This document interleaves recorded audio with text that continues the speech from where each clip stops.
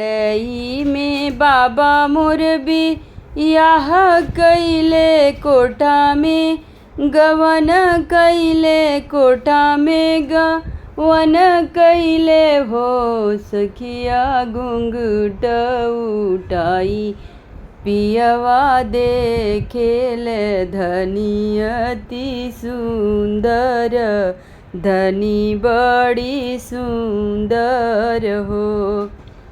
जनी करए धनिया घर आंगन जनी बार तना कर जनी बार तनवा मौज हो धनिया जनी कर राम के रसोईया चुंदरिया तोहरे धूमिल होई है चुंदरिया तोहरे धूमिल होई है हो। केये करी है ये पिया घर आंगन केये बार तना दोई है केये बार तनवा दोई है हो। यऊ के करी है राम के रसोई या चुंदरिया हमरे बची जइए चुंदरिया हमरे बची जइए हो। आमा करी है घर आंगन माता दीदी बार तना करी है दीदी बार तनवा मजिए हो।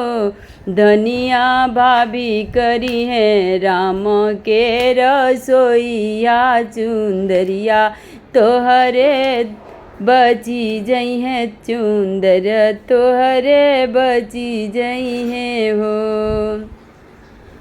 आमा तोहरे होई गईली त दीदिया वन जई है दीदिया वन जई है हो। पियऊ भाभी तोहरे अलग होई जई है चुंदरिया कैसे बची है चुनर कैसे बची है नुहो।